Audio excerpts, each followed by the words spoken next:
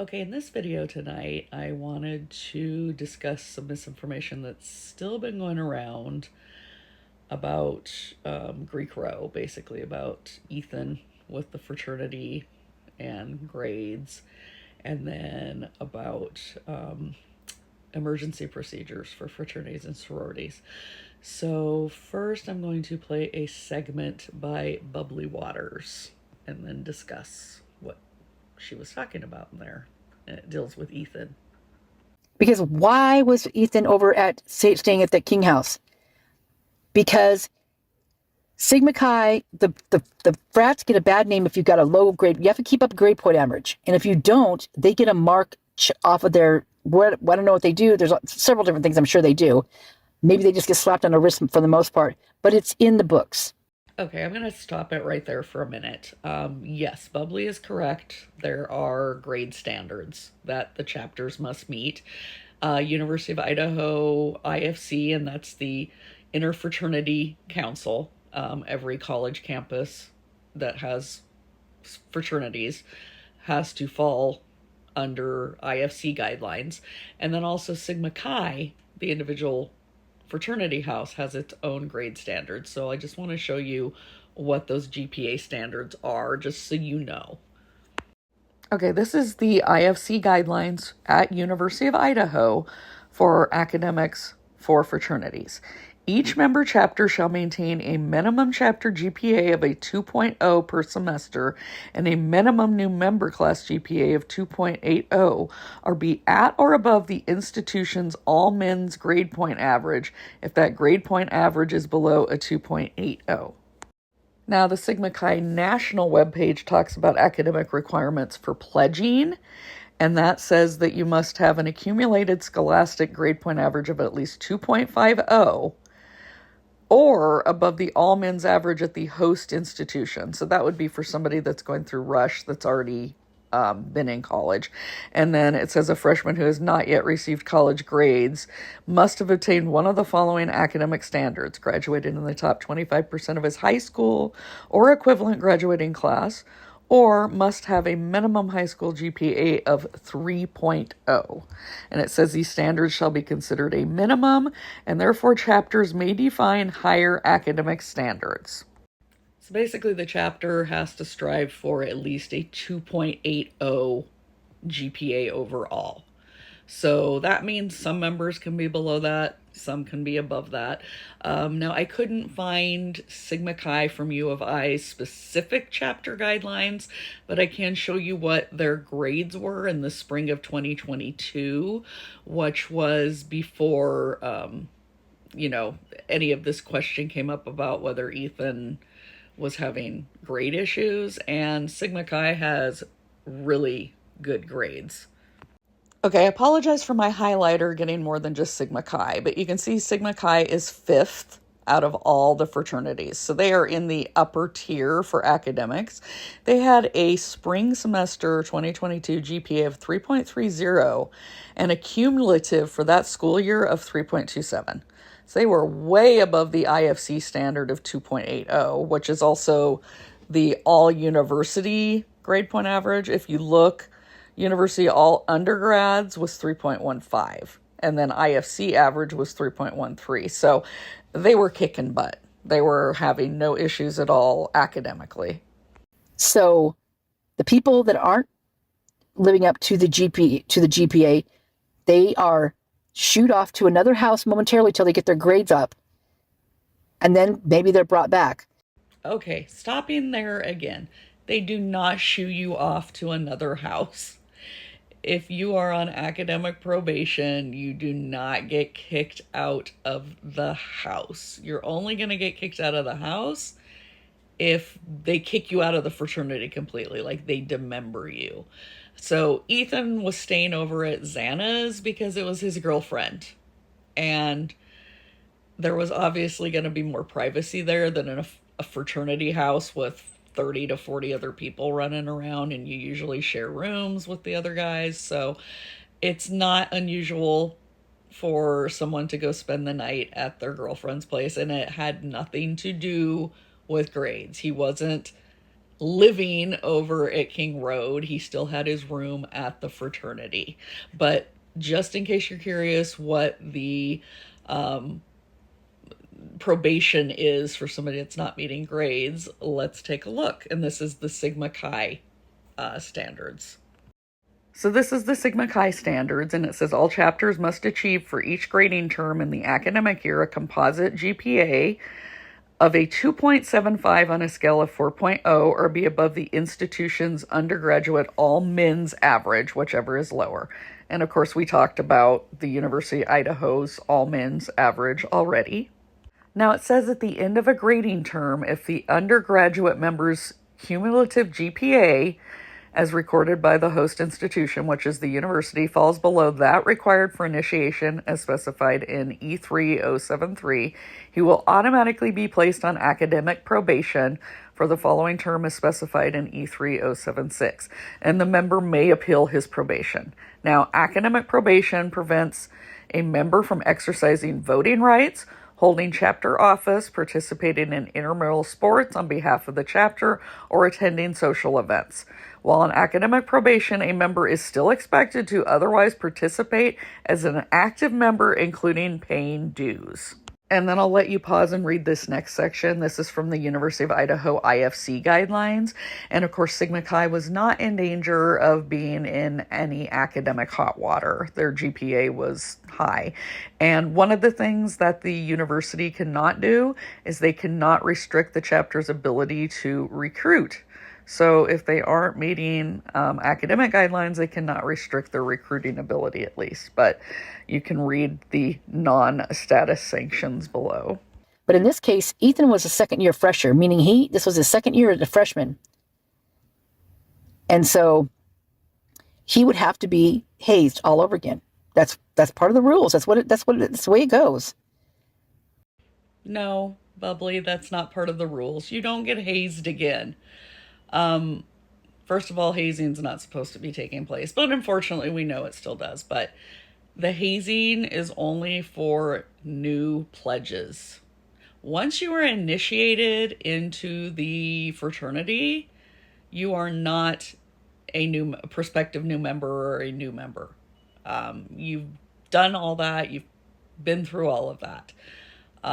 So once you're initiated, you're in. You don't go through any of that again. You don't go through hazing again. That's just absolutely no. That doesn't happen. Take it from somebody that was in a sorority. That doesn't happen. Now, I find it odd she keeps using the term fresher.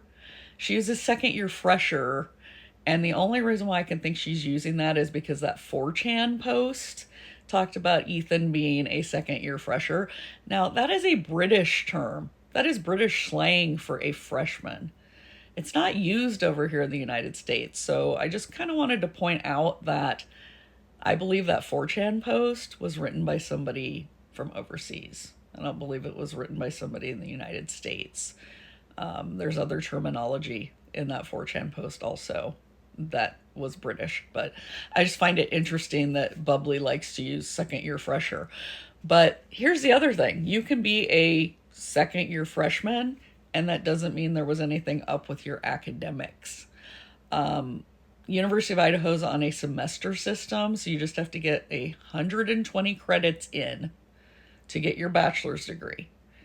So that normally would be about 15 credits per semester, 30 credits per year. But as long as you're meeting full-time student status, you can take more or less credits. And Ethan may just not have had a full course load that pushed him into the next, like a sophomore level of credits.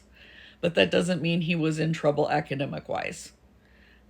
He may have dropped a class, and that's why he fell below the credits to move on to be considered a sophomore. He may have also taken a little bit less classes that semester and was going to load up another semester. I loaded up my first couple years of college so that by the time I was a senior, I hardly had any classes. I didn't have a lot of credits left to take, but everybody's different, and it depends on what else they're doing in a semester as to how many credits they take. But let's take a look at University of Idaho requirements on that. And here's where it just talks about the University of Idaho's credit requirements. So minimum credits for a BA degree would be 120 credits, and then 60 for an associate's degree. And this shows you what's considered a full-time student, so 10 to 20 credits, and then part-time's 1 to 9. So Ethan could have been still a full-time student with only 10 credits, but if he only took 10 both semesters, it wouldn't have advanced him to be considered a sophomore yet. But that doesn't mean that he was out of line in the amount of credits, because as long as you get to that 120 by the time you're ready to graduate, it's really not a big deal.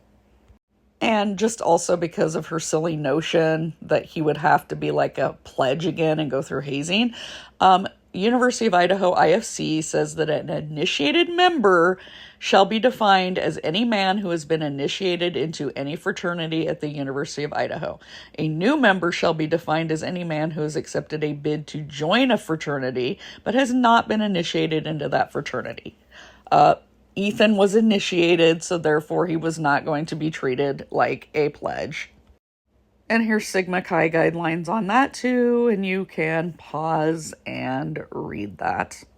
Now, this next segment is from Michael Addario when he appeared on Swamp Rose's show. Now, he does a lot of stuff about parallel construction, which I don't want to get into right now. I may get into it in another time, but he repeated a often heard lie about fraternities and sororities. So let's play his segment. Is a thing going on with the fraternities where they get their members not to call 911 first. They want to get their whoever the manager of the fraternity, I don't know what you call him, but to talk to him first before you do anything. So, and that is absolutely false. That got started after these Idaho 4 murders, with people claiming that was why maybe Dylan didn't call 911. She didn't call 911 because she didn't know anybody was dead.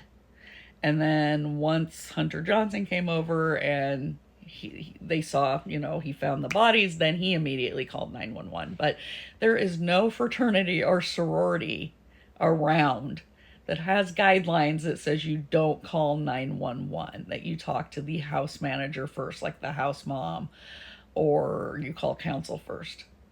These fraternities and sorority houses, that would be a huge liability issue. They'd never be able to get insurance if their emergency management policy stated not to call 911 first. So, and let me just show you what's in the guidelines at like both University of Idaho and then individual chapters. Okay, this is from the University of Idaho Panhellenic guidelines. Now, the National Panhellenic Association, NPC, is what sororities are under. So fraternities are under the IFC, sororities are under the NPC. And it says right on here, please acknowledge if anyone is injured or you are in immediate danger, call 911 first. This is right there on their crisis management plan for sororities. Call 911 first. And I was looking around at some different fraternities and sororities also, and this is just Sigma Chi National. So you can see what their crisis management emergency plan is. And if you see, it says, in the event of a serious situation, contact the proper authorities immediately. So police, fire, paramedics. If someone on site is properly trained and able, have him or her administer treatment to anyone injured until professional help arrives.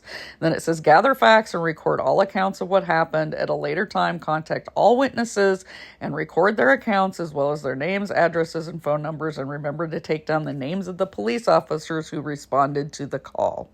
What's also of note was Sigma Chi, because I heard a lot of people incorrectly saying that they weren't being cooperative with police, which that wasn't true at all. They were, but it says post-crisis, visit with the injured people, Show care and compassion for the victims. Check in with the police officers involved with the case. It is important to develop a professional and respectful relationship with the authorities. Offer your support and cooperation.